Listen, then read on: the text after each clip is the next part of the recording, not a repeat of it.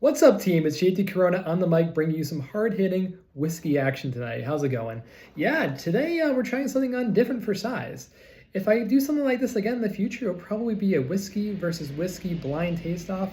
Now, today is going to be a blind tasting, don't get me wrong, but we have 3 different types of whiskeys, and what today we're trying to do is making sure that I have the ability to at least tell apart some very basic whiskeys from one another that I should be coming off very differently, right? If not, we still need some practice. But what do we have for you today? Today we are going to be putting up the good old benchmark number 8 and putting that up against the Scottish whiskey Dewar's 12-year as our true standout, and capping it off with one of our favorites, my personal favorite go-to budget whiskey, Early Times Bottled in Bond. Let's get into it. All right, yeah, so just to kind of set up the stage, I have 3 glasses in front of me. I'm going to pour them out in front of you. We have ourselves a yellow, we have ourselves a red or blue, and of course that red like I was about to say. And what we're going to do is we're going to pour in these whiskeys according to what they are. So the red is going to go to the Dewar's 12-year. Pour out a little bit, save ourselves a little bit for later. Got that Dewar's 12-year. This is so that you're able to see which one I'm drinking and I'm not going to be able to tell myself. So the red is Dewar's, that 12-year, like I said, the standout, the one that's probably by a good margin more expensive. This middle glass is going to be our Early Times Bottled in Bond. And last but not least, we're going to crack this one open as well. We got ourselves a benchmark, good old number 8, the classic, or the screw top. Now, for those paying attention, you might have saw that the Early Times was the blue cap version. I do not have the black cap version, nor do I have the brand new benchmark style bottle that you sometimes see with them nowadays. That one apparently is garbage. And it's really sad because, like I said, this Early Times, let me put it this way. If I can't tell this one out of these 3 glasses, I have no idea what I'm doing. That has been my go-to budget whiskey for quite some time. But we'll talk about it when we get to it, right? I'm very excited for this episode because I'm going to tell you the truth. The Dewar's and the benchmark number 8, I have never tasted them. So we're going to get our noses in there, see if we can pick up on any subtle flavors or profiles. Take a sip, judge it, take another sip, rinse it off with water, and try the next one. And I'm also going to give you my guess along the way of what they are. And of course, I'll give you a ranking 1, 2 to 3 at the end of the video. So let's get into it. So first thing I'm going to do is I'm going to shuffle these up. Now, we know what these are, right? We know what's on the top, but now I don't know which one is which. And I'll be doing my best to not look at the video as I am taking a sip of these so you can tell which is which before I can. Remember, that yellow highlighter, that was our, where is it? Benchmark number 8. That pink, that yellow over there, was our Dewar's 12-year. And that blue, Early Times Bottled in Bond. So yeah, now that we got these mixed up, let me kind of tell you about what's going on here. So, Benchmark, we just cracked it open. Benchmark, tell me about it. So Benchmark, aged at least 36 months, as it says on the side for its flavor profile. This is, one of those, lower tier, bottom shelf, entry level whiskeys that's still a whiskey, right? We're talking about a comparison to Evan Williams Black Label and anything else you're going to find in that realm, right?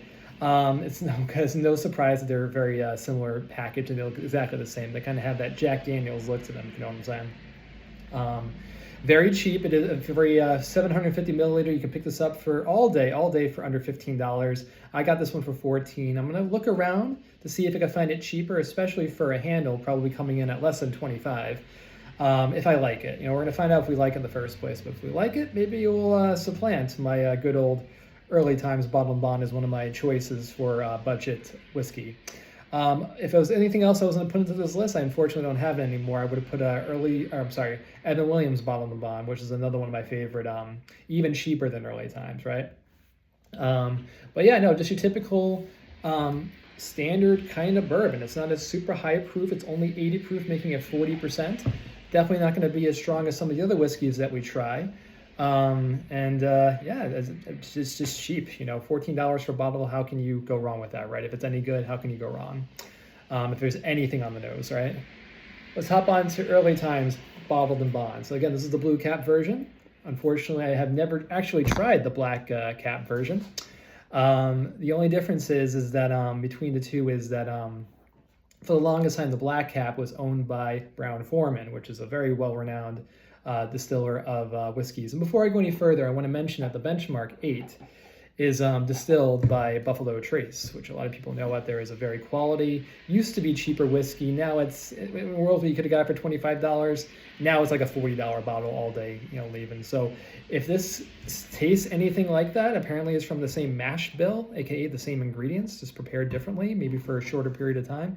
If it's anything near Buffalo Trace, we now have ourselves a true winner over there. We have ourselves a pretty good budget bottle, seeing as how it might actually come out somewhat similar.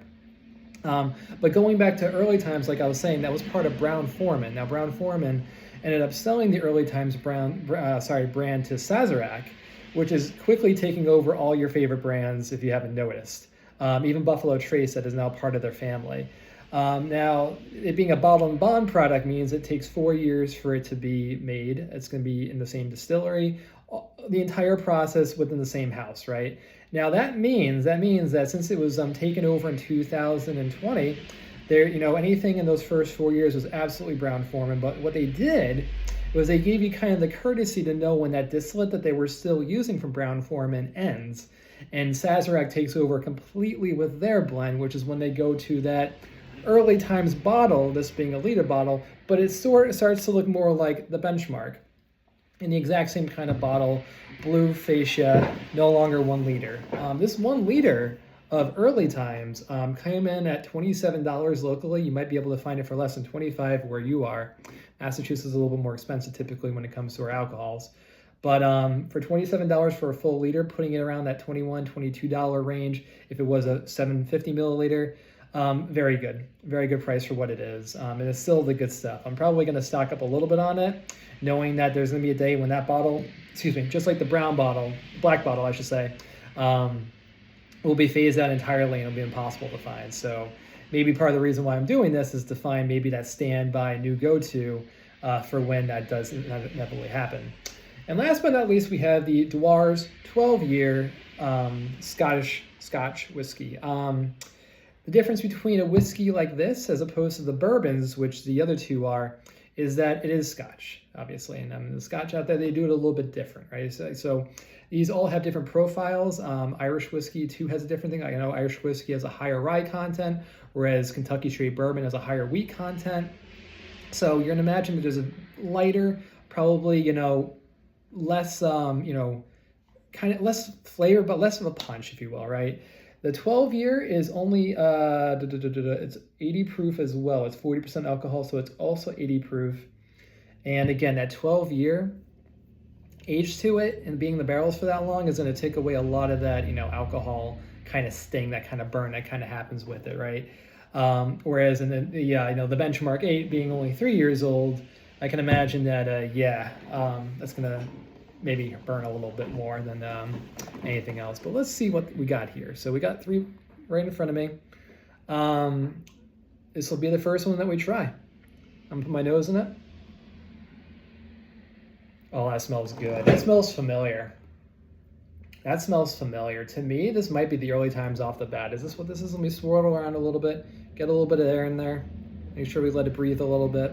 We let it breathe a little bit while we were talking, but let's let it breathe for a second. I'm gonna put my nose in. I'm not gonna take my sips yet. I think I might want to do the nose test of everything and see if I can detect it just based off of that. But that smells familiar. That smells, and trust me, I'm not cheating. I can't quite see what that is. I'm just breathing it in. That smells like early time. So some people say with the blue cap that they smell a banana note. I don't quite smell that myself. So sometimes people say they smell banana with vanilla, caramel, that direction. I smell apple brown sugar. That's what I've always smelled when it comes to this. I can see those two being kind of similar, kind of hidden in the nose in very similar angles, if it's what you're kind of going for. But to me, yeah. To me, that smells like early times. I'm gonna try this one, right? So let me just clear the nose a little bit and see if I can detect anything on this. I would imagine that the Dewar's 12 year would be the most different smelling out of all these, but let's see what we got here. Oh, that's very different. To me, that smells like that could be the Dewar's. I'm willing to bet that this is going to be the Dewar's. We are... How do I explain the difference? So as bourbons age in the... especially if they're straight bourbons, right? As they age in the barrel, they tend to accumulate that char, that kind of oak kind of smell. This doesn't have that. Yeah, this smells... What do I even say about this? I'm not really picking up much in the way of like fruit or sugar. But there is something. Oh my goodness. Let me swirl this around a little bit more. To me, this is definitely the Dewar's. I would be shocked if I was wrong about this. It just is so different. And it's not what I'm used to either. It smells, you know, I mean, this is an Irish whiskey that I'm talking about, but it smells like my Glenfiddich when I taste that every once in a while. It just has that age kind of like, I mean, it does smell like wood. It does smell a lot like wood, you know, but not that charred kind of wood. So the other thing to know about bourbons is that they aren't exactly, you know, they're cold, you know, they're hot pot distilled.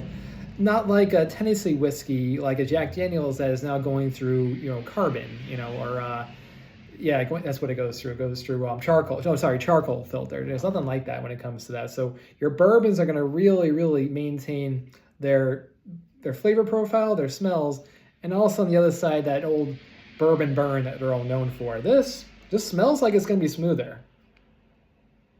I wish I could... It smells like leather. There's a leather smell to it. Leather with a bit of vanilla. You know, like I'm trying to like pick up anything. Like, let me really put my nose in here. Yeah, I'm trying to pick up anything. Like, it's just so different. But it smells like vanilla with a little bit of leather, which is okay. That's going to happen with these whiskeys. So we put enough time in that one. Let's see what this smells like. Hopefully I'm right. Hopefully this smells a little bit different. It's going to smell more like the first one, I think.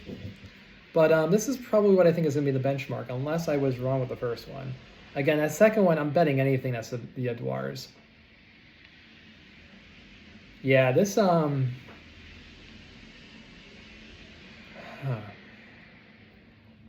this be the Dewar's? So... it was a little bit unfair to the whiskeys because I knew what they were going into it. Let me hold on this for a little while longer. So this smells like a bourbon. It smells like a typical, you know, no frills, you know, just kind of is what it is bourbon. And that's what you're kind of looking for a $14 bottle. That's not necessarily a bad thing, but just trying to pick up anything that's not straight, you know, charred oak bourbon, you know? Okay. The more I smell it, the more I'm picking up on like some subtle fruit, a little subtle sweetness in there. You know, typical light, easy bourbons have a caramel kind of shot. Like that's what I would kind of call Evan Williams. Evan Williams kind of has like a caramel kind of like, that's your first hit of it. The bonded is what I would say for that as well. That's what I first remember tasting, and I've just stuck with it the rest of the bottle when I was trying that one out. But this,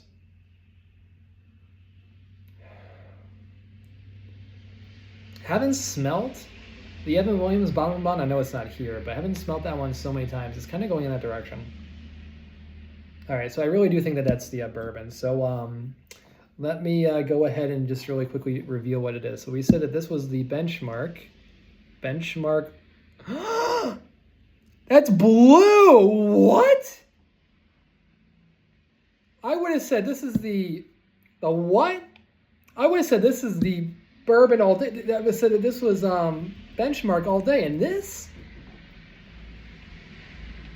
that's benchmark. Hold on a second. Did I mess up? There's no, what? I'm so confused. This smells amazing. This honestly has a really strong, I feel like an idiot. This smells really good. If this is really the benchmark, did I fuck this up? Sorry, did I fuck this up? I'm gonna take a quick pause and be right back. All right, let's get back into it. So this is what I think is early times, and this one is what I think is benchmark, right? The Dewars we got right. The Dewars was in the middle. That one was a pretty easy one to call. It just smells so different compared to everything else. But like I said, right, so on the right, we have early times, and on the left, we have benchmark. And in the middle, or what I think is in the middle, is definitely benchmark. So what I'm gonna do is I'm gonna compare them to see if I can see any subtle differences. This one looks darker. The early times looks darker. And of course, we're gonna take the smell test and see if I got this wrong, but maybe I didn't. I'm so shocked, by the way. I'm like, if you can't tell, I am shocked. Hang on. Dude, the benchmark smells good.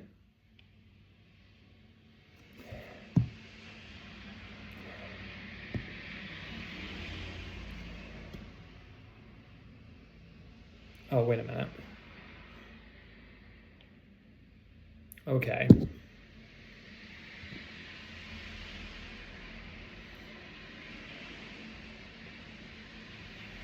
Put a little bit more in there. Put a little bit more in there and just really, really make sure I can just detect this. Now, when I went to go smell the early times then I really got the difference. And I was like, oh, this actually smells better. Sometimes you got to compare them directly to really know. But let me shake this around. Let me really shake it around. Do the hokey pokey, turn yourself around. That's what it's all about. See how this smells.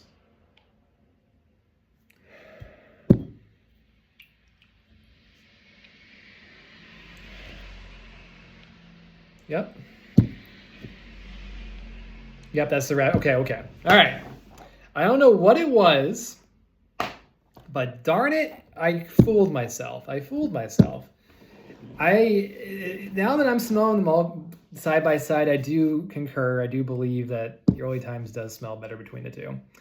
I know I know it sounds like such a cop out, but now that I've actually kind of smelt them next to each other, that's definitely the benchmark, and this is definitely the early times. And this is definitely the expensive Dewars. Okay. This one's the darkest too by a good margin. All right, well, no sense in wasting good whiskey. That's gonna be a double shot now. Jesus Christ. Yeah, so I guess there's nothing to it but to now, put that nose to the test and see what it tastes like. Does it taste any good? Let's do it.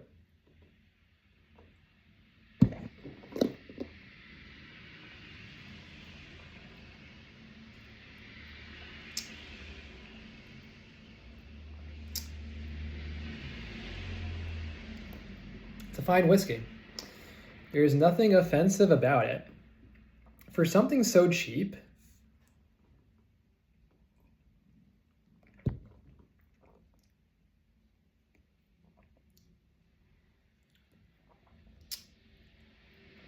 yeah, for something that you could essentially pick up for a very similar price to some of those disgusting Canadian whiskeys, and I mean, Evan Williams is pretty solid for a black bottle, but like, there's a lot of really not great stuff at the nearing $10 mark, as honestly, there shouldn't be. But whiskey is all American. It is what we do very well, especially in Kentucky. If you want something that kind of has that kind of punch to it. This is only 40%. This is only 80 proof, and I feel the bourbon hug on the inside, I don't hate it. I don't hate it at all. It is a totally fine, totally passable, totally sippable.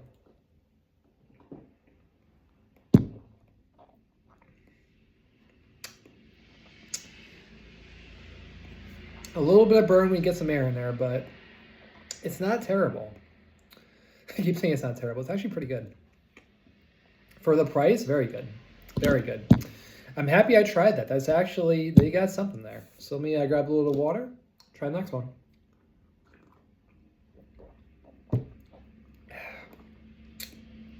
Okay. Now we're on to the early times. This is the one that...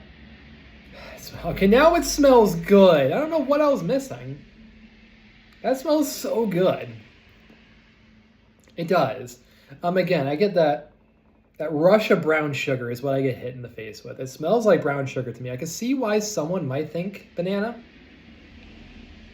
Like a banana with like a caramel banana or something like that, but yeah, no, brown sugar is what I detect every single time when I go to this. I don't know what took it so long for me to hit the first time when I was trying to smell it. I couldn't smell it.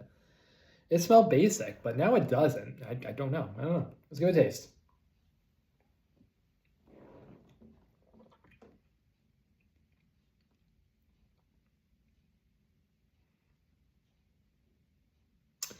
And the crazy thing is that since it's bottle and bond, it is 100 proof. So this is a 50% as opposed to that 40%. And it goes down just as easy. Grab a little bit of water before I take the next sip. Yeah. Early times bottle and bond. I can't say enough good about it. The nose is so good. The nose is my favorite part about this one, honestly. Like, whiskey is still something I'm growing a taste on clearly, but the nose. And that's why I was so shocked. This is my favorite part about this whiskey is the nose. As compared to anything else I've tried. Even the Dewars over there. And it just hits. It just, that brown sugar, it just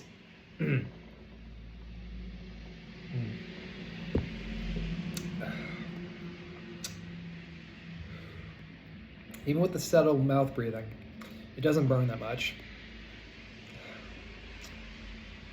Whew, I feel it. I feel that bourbon burn on the inside, that little hug that you sometimes feel. Yeah.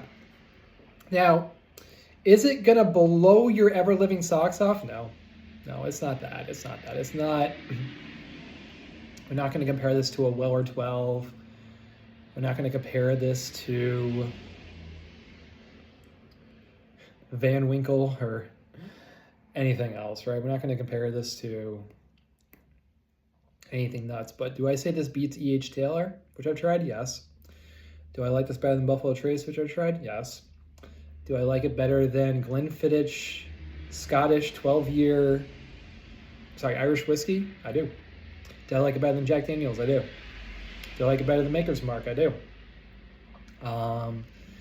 What else have I tried? Wild Turkey 101, another really very, very highly recommended budget, yet still very good whiskey. Do I like it better than that? I do. I do. I like it better than all those. I don't know what I'm trying to say here. I think it's fantastic. It's good. For the price, it's fantastic, honestly. If you're trying to get into whiskey, it's definitely an easy one to get into. Again, a very high proof, so you understand what you're getting into. It's not an easy one. It's definitely, it's a hobby where, we have, our drinks have a punch. Our drinks have flavor and character and punch, okay? That's what this is all about. And that is a great introduction to all three. Let's get on to the Dewars, get some water in me first, and let's get on to that one.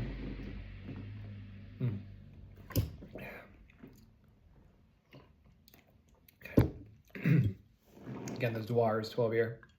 Let's see if it's breathed, if it's been able to open up since we've given it time, like the early time. Sometimes it needs a little bit of time in the air to air out. Okay. It's strong or whatever it is. Maybe it's grape that I'm detecting. I'm trying my best. I'm trying my best here to give you, like, what does it smell like? To be fully honest, I don't love the smell.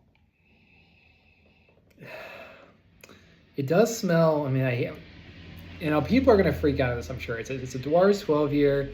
Dewars is a really, really, it's like the benchmark, not to say benchmark, not to compare it to benchmark, but it is a benchmark for introductory Scotch whiskey. And if you're someone looking for a smoother product that doesn't quite have maybe the punch of these, but it's still a very smooth, nice experience, something like this is going to be up your alley. A higher rye, higher, it's a lighter taste to it. But at the same time, you're not going to have the character and some of the flavor profile that maybe another bourbon is going to have. It will be a lighter taste, though. It was lighter on the mouth. I'll give you that. I'm guaranteed it's going to be the case. I might not flinch at all when I take a sip of this, but I want to try this one more time. It smells like an attic. I'm sorry. It smells like an attic. It smells like wood. like I said before, it smells like wood in an attic. I'm sorry to say it. Sacrilege, I'm sure, but let's give it a try.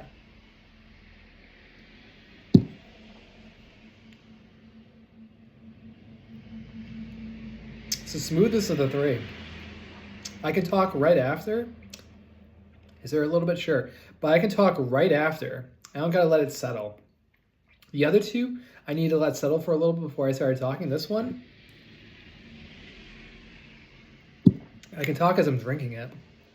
Like even there's a little bit of a spice to it, but smooth, smooth. And I hate to drop like the generic terms like smooth and mouthfeel and blah, blah, blah. But there's a reason why those people say it. When people who have way more experience than I do try these things out and judge them the way they do. Yeah, because that's what it is. It is. There is a linger though.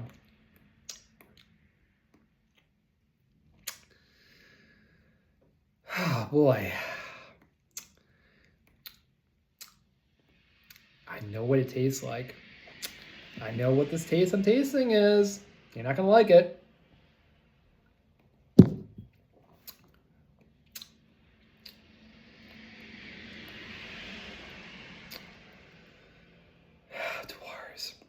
Dewar's 12-year, aged for a long time, comes out smooth, inoffensive, except for this aftertaste, which tastes like cardboard. I'm sorry to tell you, it tastes like cardboard.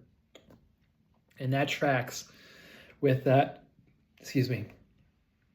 Yeah, cardboard.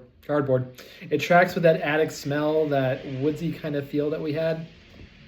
Let me go back to my early times, make sure this is red blue as well. Spicier, harder to talk after, but better. Better. Now this was, I picked it up cheap. It was only a $2 nip that I got at the front because it was on sale. But a Dewar's 12-year for $7.12, or $7.50 I should say. Is it a $30 bottle? I want to say it's more than that. I want to say the Dewar's like 8-year, it's probably $30. This might be like a $35, $40 bottle. And it tastes like cardboard. I'm sorry to say, it tastes like cardboard. Again, I'm a total amateur at this. I've never done these videos before. I thought I was laying out a very, very easy taste trial of different whiskeys that I'd easily be able to tell the difference of and be able to tell you those differences. But kind of goes to show you that unless you're doing something as extreme like a Scotch versus a bourbon, a couple bourbons, not the easiest to tell apart, even something that you know that you like. So, and it's funny because I'll watch, blind, taste videos of people who have like hundreds of thousands of views, of course. And I find something very similar. I can't tell you how many times I've seen someone who has hundreds of thousands of views who will say, this is my favorite bottle. And then, one of those videos comes up and they hate the bottle. They judge it poorly against something that's garbage. And they go, oh, this is my favorite bottle. What happened here? One of my favorite videos is when that happens with Brussel. Brussel is a great, if you ever want to take a look at someone who's good at this, great whiskey taster.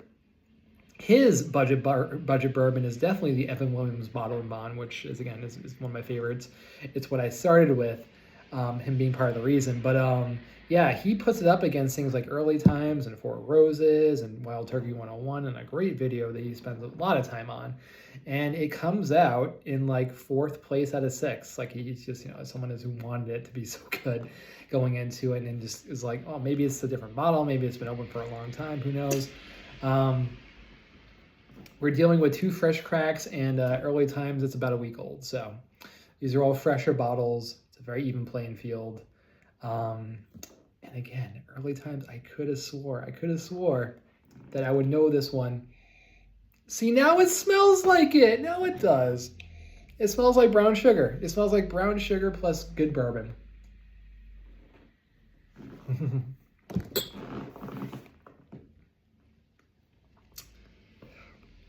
Oh well. Hey, this wasn't meant to be a serious video. This is meant to be a test run. We'll see if I even post this, right? But honestly, I had a good time doing this. And what might be a good idea is to do that idea of doing head-to-head, one bourbon versus another bourbon, maybe a Scotch versus Scotch, what have you, and just seeing what we like. because I honestly learned a lot about this one. It's we're not a big fan of Dewars. All right. This was a great time. I hope you guys had a good time with me. I'm going to post this in a little bit. Hopefully I get something, hopefully it works out. I'm rambling. I'm sorry. Thank you so much for joining me on this little adventure. Hopefully you had some fun, and I'm going to catch you next time in the next video. See you.